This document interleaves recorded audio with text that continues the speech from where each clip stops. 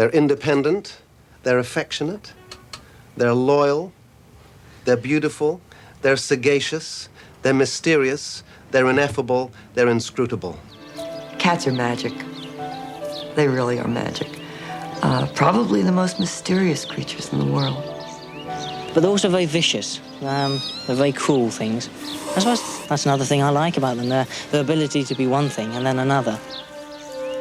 The domestic cat harbors a sort of split personality. Within even the most demure pussycat lurks a creature of the wild.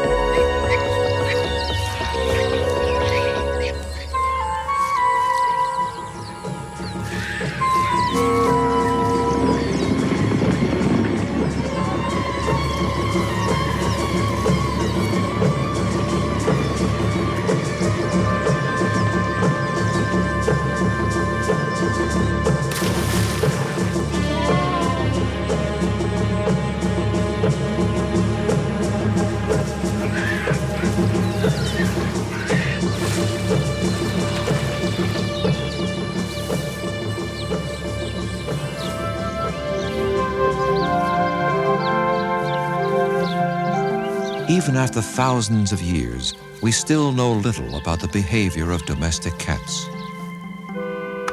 Now, scientists and laymen alike attempt to understand them, to demystify this elusive feline.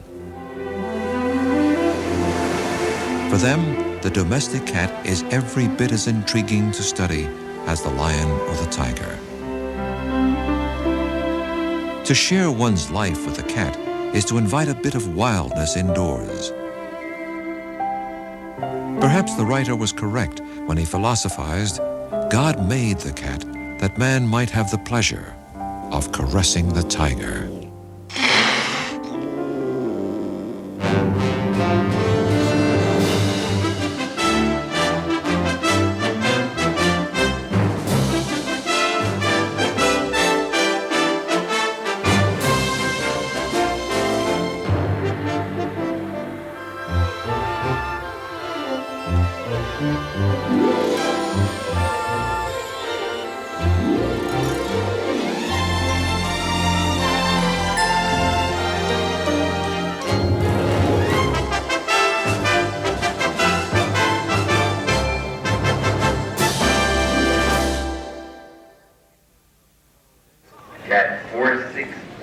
Today, the Western world enjoys an unparalleled love affair between man and beast.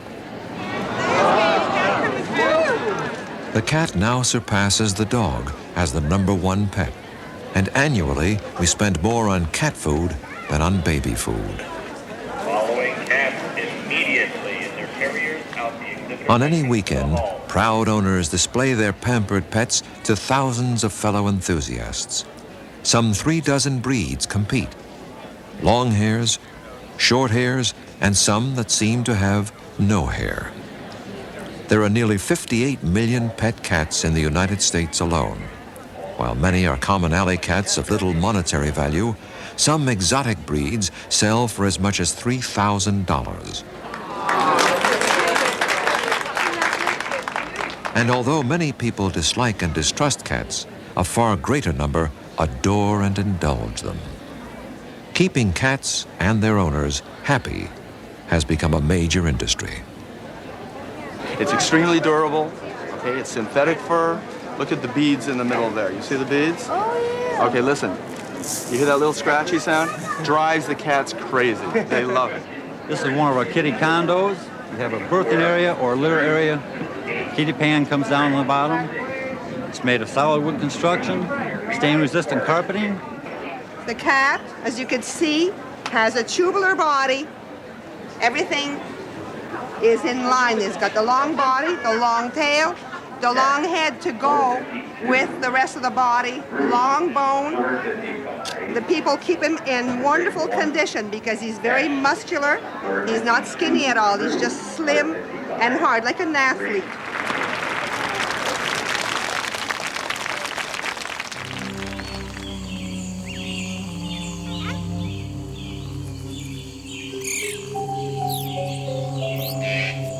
Like a specter floating from the mists of prehistory into the shadows of modern times, two species of wildcats still prowl parts of Africa and Europe.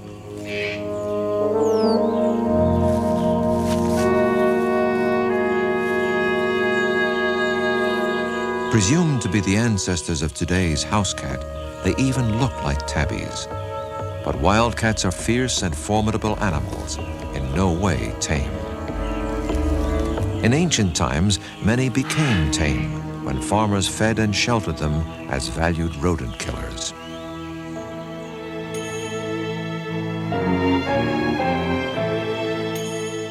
The farmers were Egyptian. The time, more than 3,000 years ago. The cat became adored and revered in Egypt. Never since has the cat's honored role been matched anywhere in the world.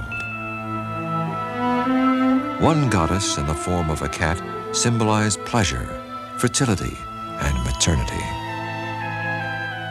Cats were also associated with the deity believed to start the sun on its daily course, and one who symbolized life itself. The Brooklyn Museum maintains one of the world's finest Egyptian collections.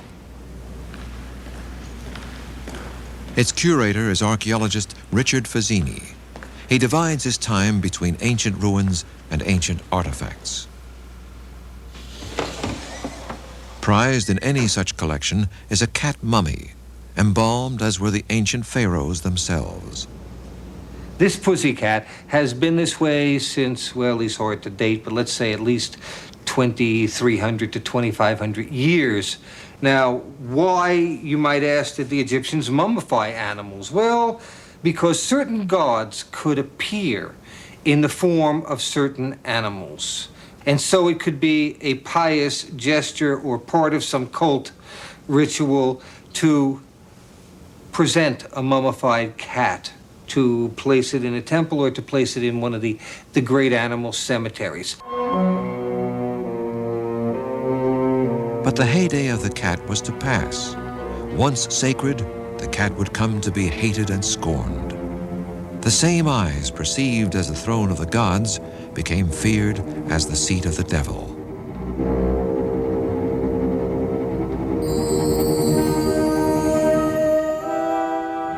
Believed by many to be the companions of witches, thousands of cats were tortured, burned, and hanged as recently as colonial times in America.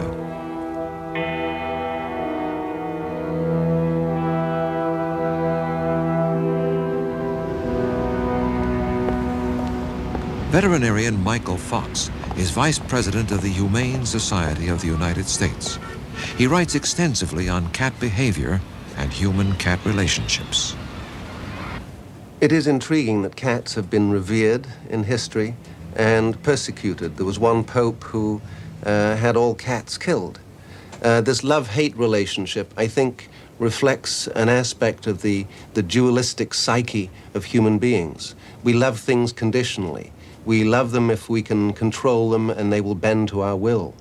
Or we love them because they're mysterious, that they're an aspect of nature's wildness, which the cat embodies.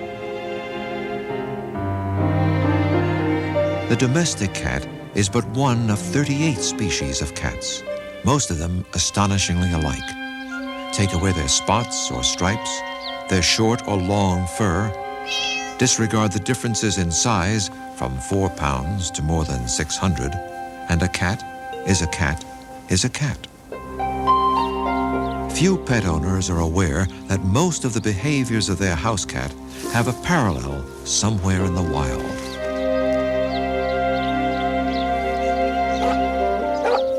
The cat is an enchanting combination of beauty and utility.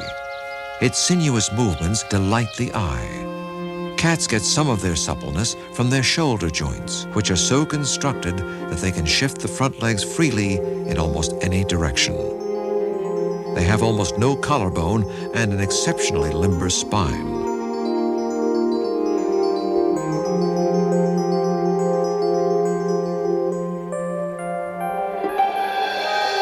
Ever fluid and graceful, cats are marvels of strength and balance.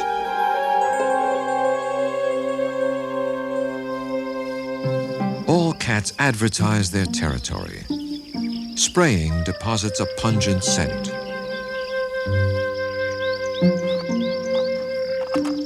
Scratch marks are visual signals and may also carry a scent from glands in the paws. Glands on the face and tail deposit scents at home, just as in the wild. Sometimes more than one signal is left.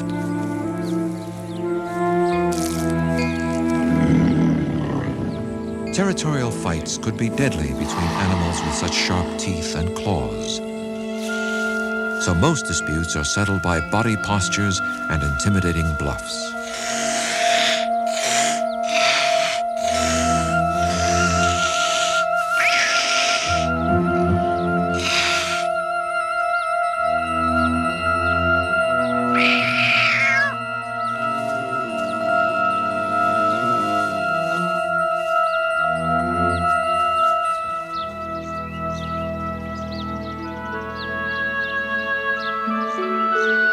Friendly greetings are generally more fleeting and subtle. A nose touch or body rubbing.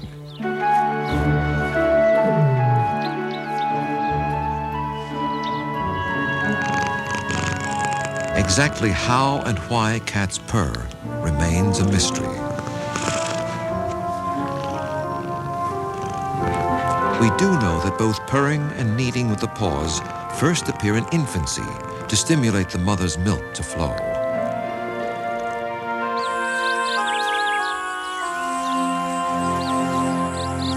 Being hunters, cats must conserve energy whenever possible. They snooze about 2/3 of the time, but always remain alert to sounds, hence the term catnap.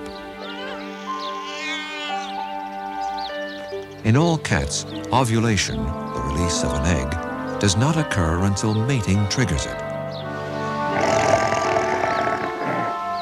After gestation of 2 to 4 months, depending on the species, they give birth to 1 to 8 young.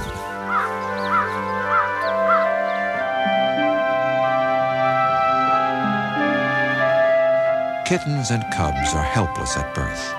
At first, they can neither see nor hear, their life guided primarily by touch and smell. Amazingly, each has a preference for one particular nipple, which it locates by smell. In the wild, this efficient behavior frees the mother to resume hunting sooner.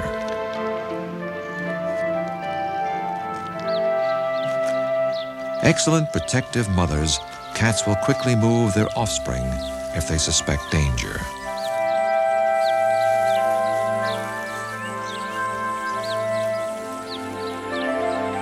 To teach their young how to hunt and kill, many cat mothers bring home live prey for practice.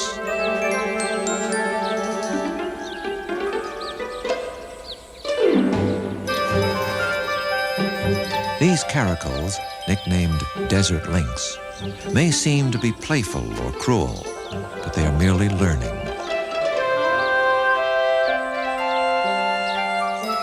Striking the prey stuns it, but the cubs are too inexperienced to deliver the fatal bite.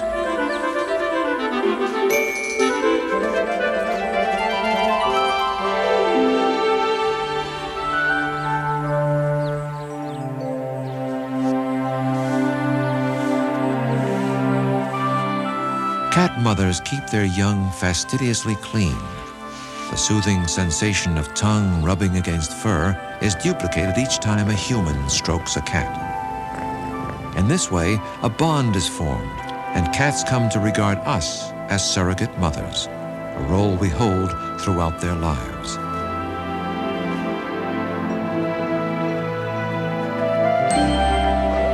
In the wild, as young felines play, they refine the predatory skills essential to survival as adults. Whether domestic cats similarly practice stalking and hunting is subject to debate.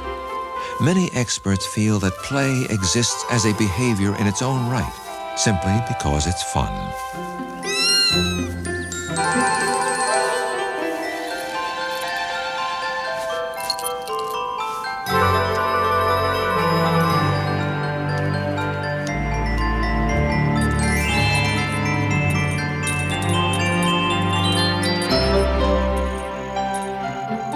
With indoor cats, many owners can attest to a phenomenon affectionately called the evening crazies, when pent-up hunting instincts erupt into a frenzy.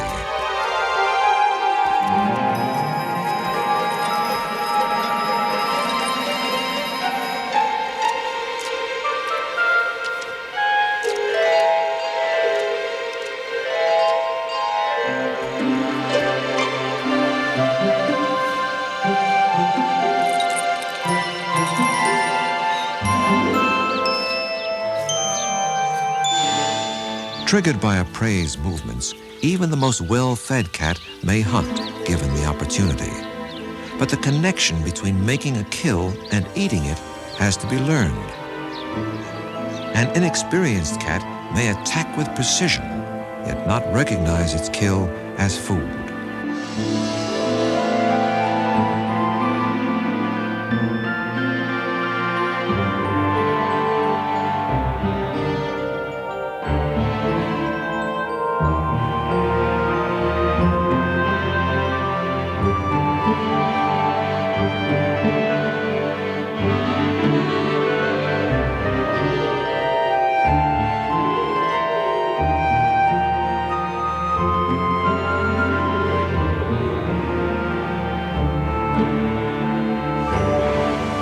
As hunters that rely on stealth, cats are always alert for cues that could mean food or danger. While smell is not their primary sense, no odor escapes them. They use smell mainly to find the territorial boundaries of other cats, or to know if other cats have been in their territory.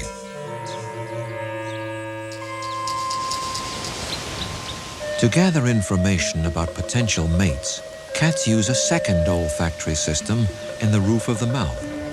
Inhaling the airborne scent while curling the upper lip creates the grimacing look.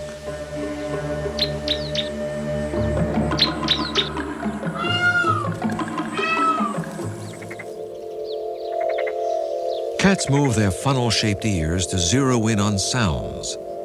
They probably have better acoustical discrimination than either dogs or humans. The function of a cat's whiskers is not entirely understood, but if they are severed, the animal may lose its equilibrium and stumble into things. It may even be unable to make a clean kill. Whiskers also transmit information about captured prey. To remove all traces of food, cats regularly groom. Fastidiousness is one of their best-known traits. Coarse and abrasive like sandpaper, the tongue is covered with hook-like projections that can even tear flesh from bone after a kill.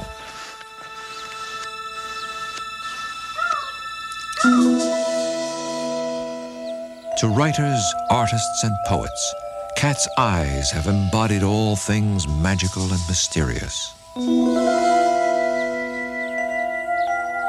The scientist knows that vision is one of the cat's most vital senses, the key to its success as a hunter.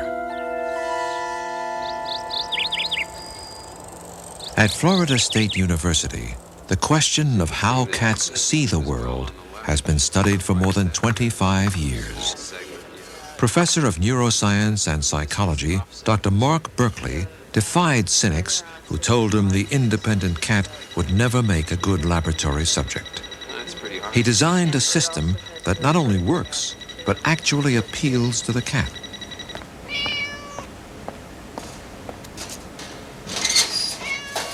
Banking on the animal's inquisitiveness, Berkeley built a box that invites exploration.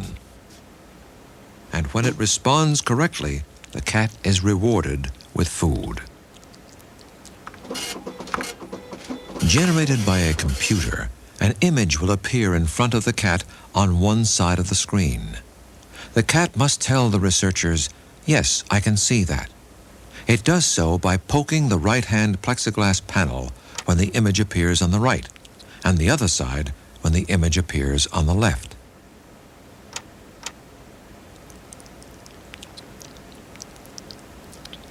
From the work of Berkeley and others, we know cats cannot distinguish between human faces, have poor color vision, and, like us, experience visual illusions.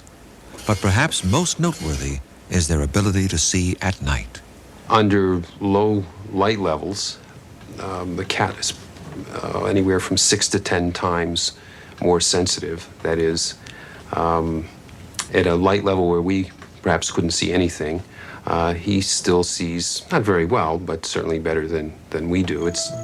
I suppose it might be the difference between a starless night and a moonlit night, where under a starless night, that might be the way it looks to us, but to the cat it might look as if the moon were up. Able to pierce the darkness with vision at least 6 times more sensitive than our own, the night truly belongs to the cat.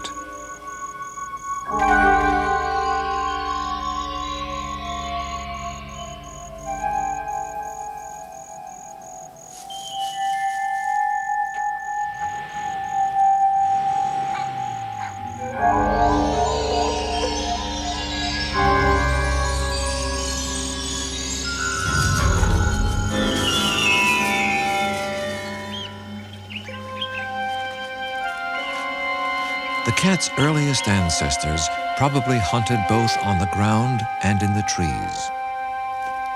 To survive, they needed not only claws, but remarkable balance, an aptitude all cats retain to this day. In keeping with its reputation, the cat usually does land on all fours, and scientists have come to understand how.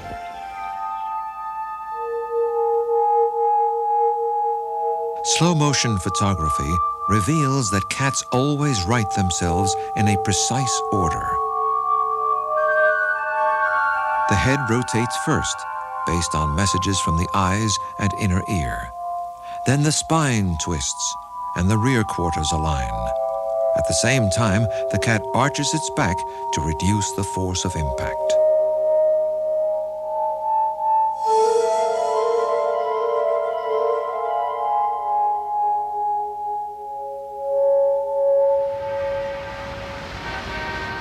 Despite its agility, the cat faces particular dangers in today's modern cities. Here, although hundreds of feet above the ground, the indoor cat is just as attracted by moving prey as is any other cat. If anything, it may be a stir-crazy bundle of energy. So many cats actually careen through unscreened windows that the phenomenon now has a name: high-rise syndrome. At the Animal Medical Center in New York City, doctors were perplexed when they found that victims of higher falls often had less severe injuries than those that fell a shorter distance. Good morning, Miss Pisano. How are you today? Fine, thanks. Dr. Michael Garvey is medical director. Hello, Harry. Harry is recovering from serious fractures after falling just a few stories. About a month since you were here last. We've been puzzled by the high-rise syndrome for a long time, the name that we give for cats falling out of windows. Our clinical impression is that cats that fall from medium-level stories are hurt much worse than cats that fell from even greater distances. That seemed to defy our logic, that cats that would fall farther would be hurt less. So we undertook a study to examine the records on cats that had been admitted here for falling out of windows. And it actually confirmed that our clinical impression was correct. It seems that cats that fall from higher stories have enough time to reach free fall like a parachutist and are relaxed. And when you experience trauma, when you're relaxed, You will probably avoid injury. When you experience trauma, when you're very rigid and very tight, you will tend to maximize injury. The cat may not have 9 lives, but its uncanny ability to sail through the air is almost certainly responsible for the myth.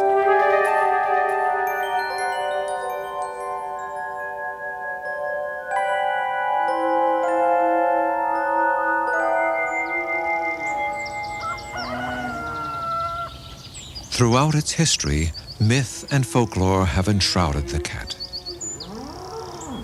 Near Oxford, England, scientists have been exploring whether the legendary solitude of the cat is fact or fiction, or can cats adapt successfully to living in groups.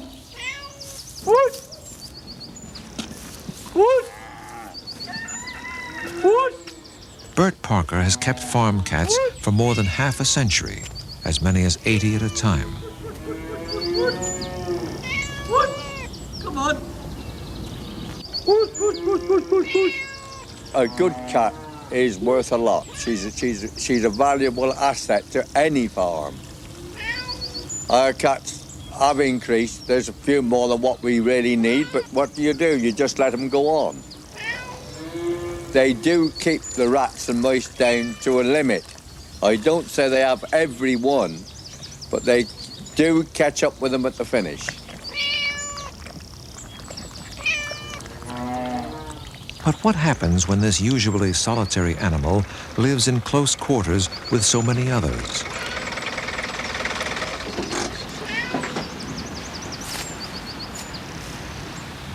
Oxford University professor David MacDonald has studied farm cats since 1978. Why is it that people have tended to typecast cats as antisocial, as solitary creatures? I think there's 2 reasons. One of them could be that the sorts of things that cats do socially are not the sorts of things that classically people have had in mind when they thought about wild animal societies. And I think that's because cat society is based on a rather subtle, covert language. And the sorts of signals that pass between cats, and the one I personally think is important is this business of rubbing, where one individual rubs its lips and its cheek against another individual, happen very quickly, they happen very rarely, and if you're not tuned into looking for it, you just don't see it.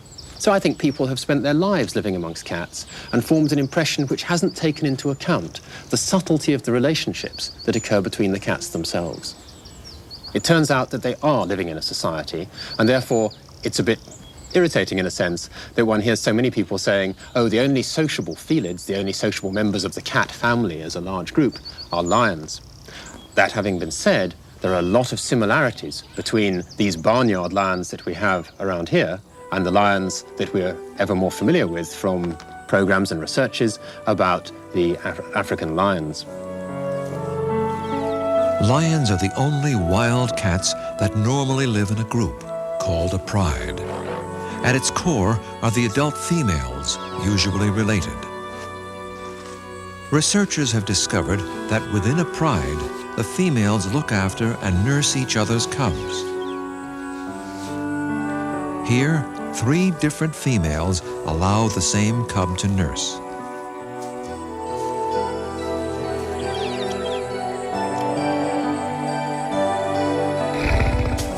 Though a lioness gives preference to her own cubs when they want a nurse, at times she will allow younger sisters or brothers, nieces, nephews, or grandchildren to join in too.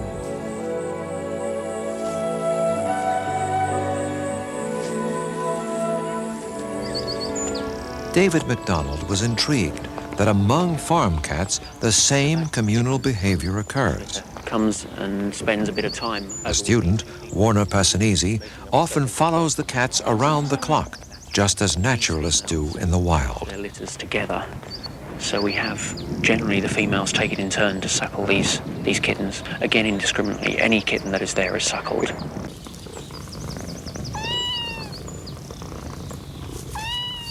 Although unrelated females may help each other in this way, generally the behavior only follows bloodlines. Mothers, daughters, and sisters cooperate most often. But it is quite possible that other related females will also nurse and care for the kittens. much like an extended family.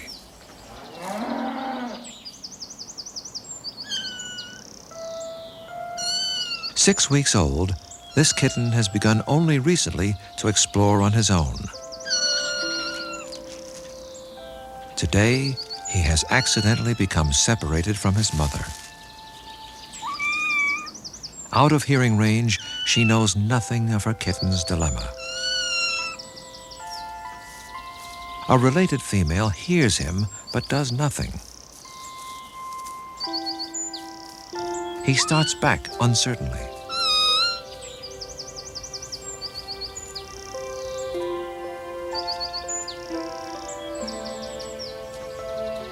Out in the barnyard, and still no sight of his mother.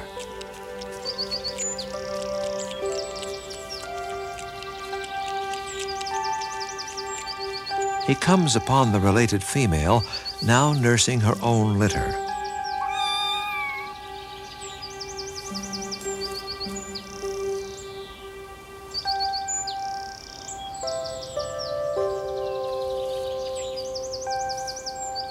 Hungry, tired, the kitten is willing to risk hostility to get close to her.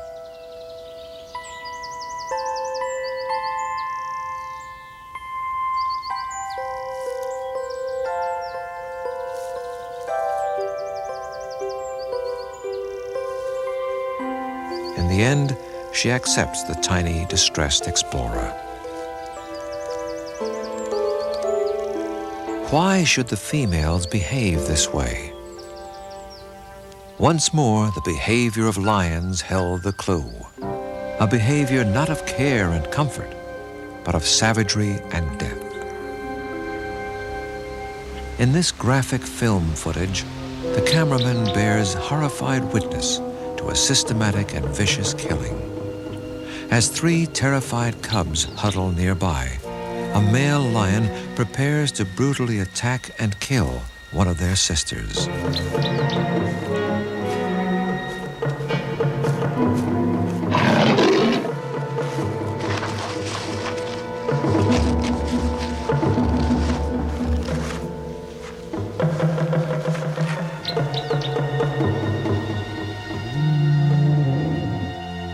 When there is a successful takeover of a pride, the new dominant male kills the cubs of the ousted male. Thus, the female will come into heat sooner. The new male can then mate with her and thereby perpetuate his own genes. The barnyard again was to prove remarkably like the plains of Africa. MacDonald recalls the events leading to a gruesome discovery.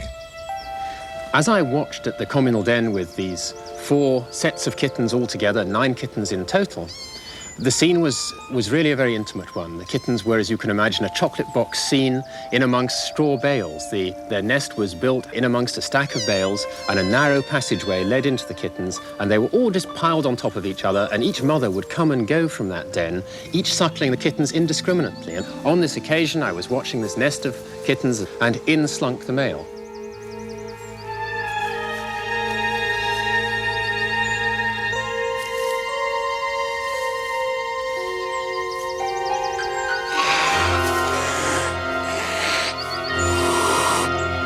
Then within just a few seconds, this commotion brought the mothers running, but not soon enough, because by the time the mothers came back and chased away this interloping male, of the 9 kittens that had been in that communal den to start with, 6 of them were slain.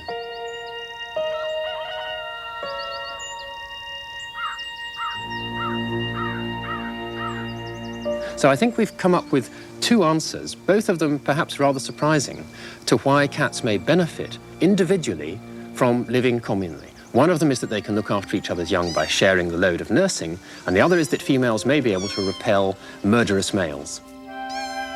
Thus, cooperative care by a number of females increases the likelihood that more kittens, even orphans, will be watched over and thereby protected.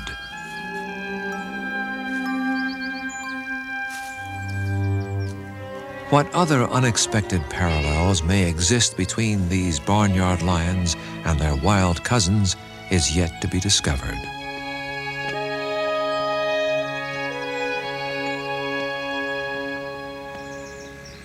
In another English village, the image of cats as ruthless killers was confirmed in a different way.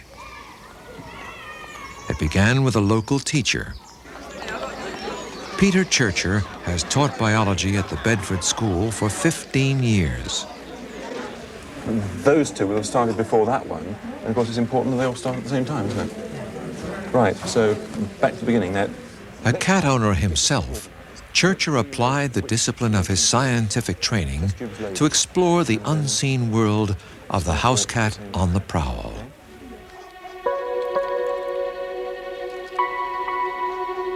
Throughout England, indeed in much of the world, cats are let outdoors to roam the neighborhood at will.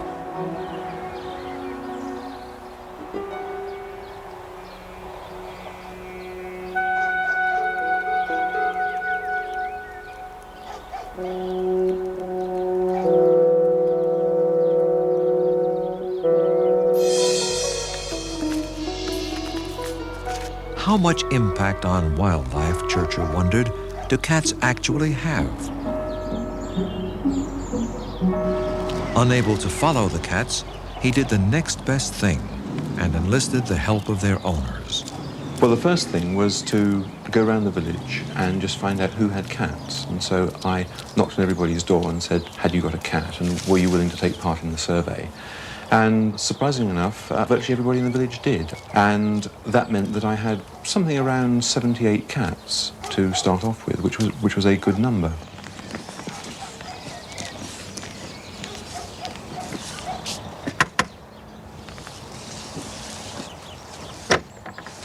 Oh, hello. Morning, Marjorie. Have the cats called anything this week? Yes, one little body for you. Ready and waiting. Thanks very much. Well, that's nice. Yeah, that's a field vole. Who caught it? Eccles. Eccles again? Yes, the black and white one. He's quite a good hunter for us, isn't he? Yes, actually, the others don't seem to be catching very much. Laziness, I would say. Laziness, yes. Peter. Lovely. I think is it a wood mouse field? I was very surprised at how cooperative the owners were in the survey. I think a lot of people don't like the idea of picking up dead bodies and putting them in polythene bags, but most of the people in the village gritted their teeth and did it. And some even went as far as to put them in the deep freeze, which was nice because, as you can imagine, at the end of a week in the summer, often the dead bodies were getting rather smelly, and it was pleasant to have them put in the deep freeze before I got hold of them. To work and look at that under the microscope. That's Wednesday.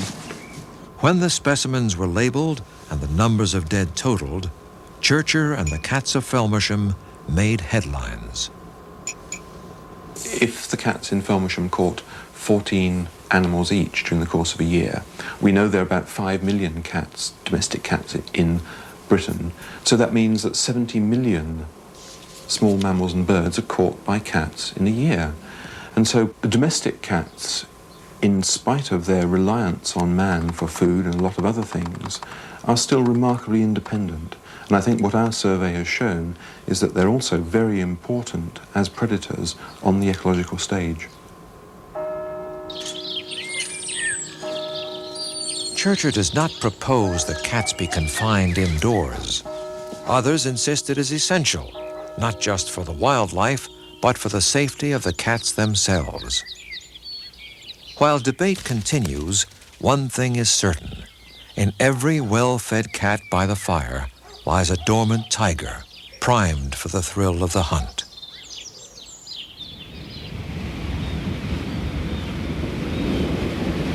Because cats are seen as self-sufficient hunters, many people feel no qualms about abandoning them.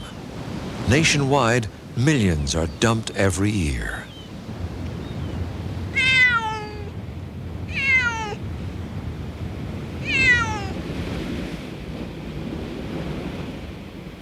Near Oxnard, California, animal welfare activist Leo Grillo has tried for weeks to trap 2 cats living in this jetty. Such brutal conditions are a death sentence for cats, and he devotes his life to rescuing them. When the winter hits, these rocks are really cold, and the waves are cold, and the mist is cold, and the fog is cold. The cats are cold. And everybody thinks they have a fur coat, they're going to be fine. And it's always like this, and when it's a bad winter especially, it's really pitiful. Here at the farthest tip of the rocks, the cats have retreated from the taunts and bottle throwing of uncaring strangers. But they are also completely cut off from fresh drinking water, so Leo baits his traps with it. Hey, Jet. He has named the cats Marina and Jetty because of where he found them. Come on, Jet. Come on, Jet. Come on.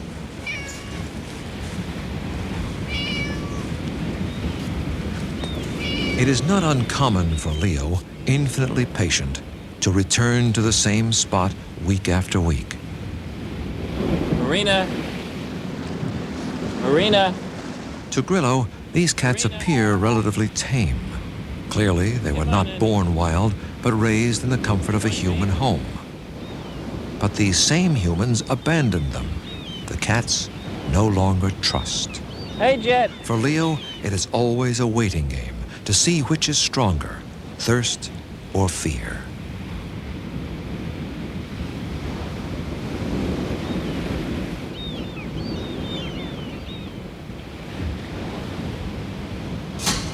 Atta boy. I'm coming down. All right, Jet. All right, here you go. When I get a cat, and those traps are set, and I get a cat to go in the trap, and that door comes down and slaps, that is the most exciting feeling. And that little saga, that little story, the trips to this one little rock to feed that one little cat is now over. It has an ending. After weeks of failed attempts, this day would finally bring success. Easy. Easy. Tired but exultant, Leo would trap both Marina and Jetty and bring them back to a world of care and love. Grillo runs 4 licensed shelters in California, but they are only for animals he himself has rescued. An ever-changing number of cats and dogs live out their lives here. If it gets too crowded, he says, I just expand. Leo and family live nearby with 60 cats. This ranch house is home to more than 150 at last count.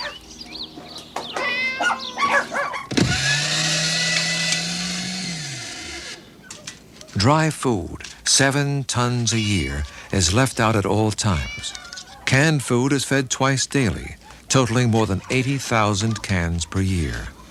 All of this is paid for by private donations. There we go. Come see Jetty and Marina. Come on. After a trip to the vet for shots, blood tests, spaying, and neutering, Marina and Jetty are ready to meet the others, but only from the safety of their cages. JJ, Junkyard, come on. Come see your friends, come on.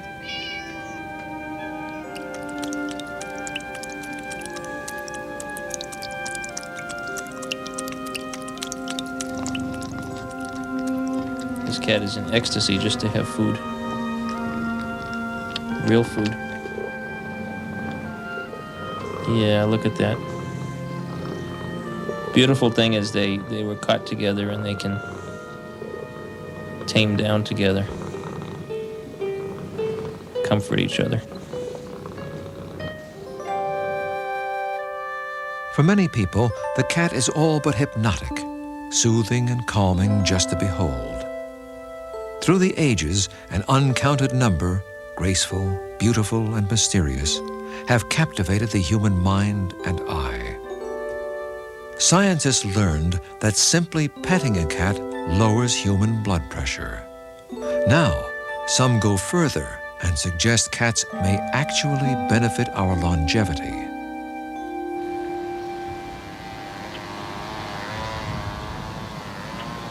In a small town on Long Island, one innovative woman is playing a role in the sweeping changes in healthcare. When her cats helped her cope with an illness, Joan Bernstein was inspired to reach out to others. I became ill. I developed chronic fatigue syndrome at that time, not knowing what it was. The disease was not defined at that time. And there were days when there was no way I felt like getting out of bed, crawling out of bed, literally in pain, and feeding the cats, changing litter pans and doing everything else that has to be done.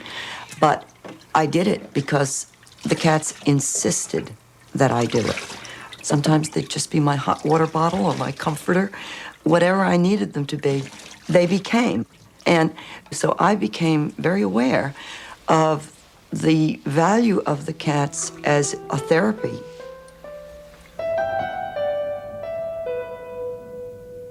Lonely, often forgotten, the institutionalized elderly have been cut off from a lifetime of friends and memories.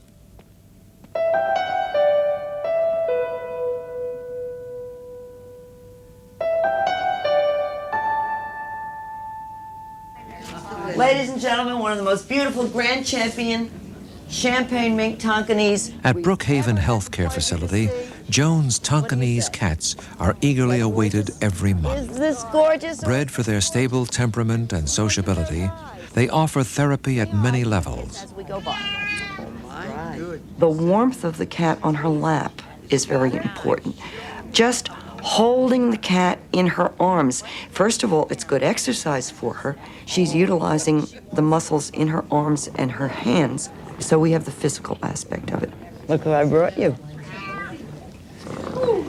You think she's trying to tell you something?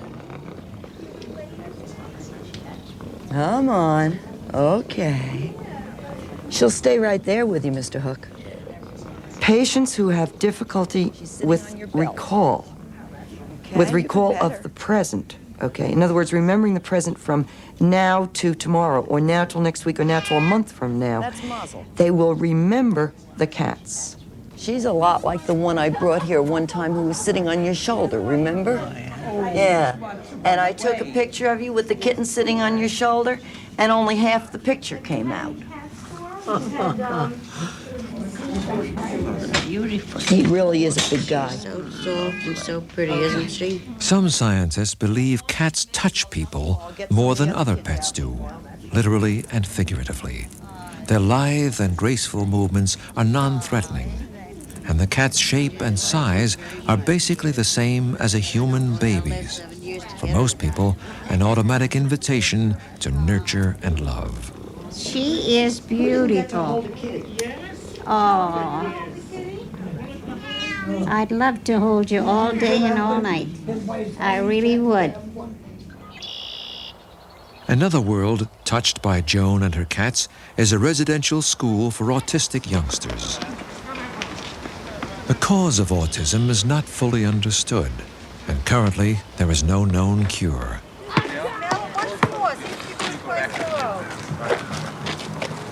Hello.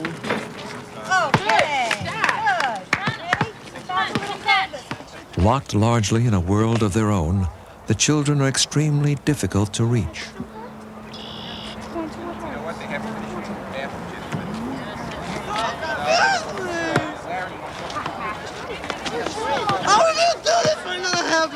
Some, like John, erupt uncontrollably. Easily frustrated, he often reacts with raging tantrums.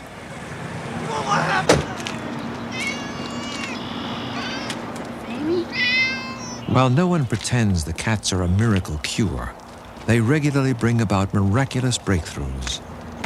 How can you tell me what color they are if you don't look? For John, the cats open a window on a bright new world. Game with me. I think you're playing a game. John, if she's red, then I'm from Mars. Do I look like I'm from Mars? No. She's brown. And what color are her eyes again? Blue. That's right. How about looking at the eyes? How about looking at them? Oh, okay. Did you want to give her a kiss? Okay. Etta? Etta, what have I got? Etta becomes very agitated. As you can see from her rocking back and forth, the constant motion. And the more she rocks, of course, the more agitated she is. I can take the cat over to her, and at first she may thrust it away. But if I'm persistent, sometimes I have to withdraw a little bit and come back to her. But if I am persistent, the cat can stop her. Later, Joan will try again. What have I got? Is this a nice cat? Do you like this cat? I see them relating to the cat so much more openly, so much more freely than they do to other people. They can trust the animal. With every individual I've worked with, they have eventually reached out. And I think it's because there is, again, that sense of communication that says, trust me, I won't hurt you. Is she saying give her a kiss? Do you want to? Okay. Let me turn her around this way. Give her a kiss back here. Okay, a little closer. Good. Okay. Joan senses she can approach Etta again. Okay. By holding the cat and focusing her attention on the cat, she will stay still and she will talk to the cat. She's with us for several minutes at a time. How about saying, hi, kitty? Hi, kitty. Good. Hi, kitty. Good. Okay. We're talking about therapy. We're talking about hands-on, and we're talking about one-on-one and up close. We're also talking about cats that are capable of creating interaction or curling up in somebody's arms and saying, I'm all yours. Right this minute, I belong to you. You're special to me. And I love you. So hold me and feel good.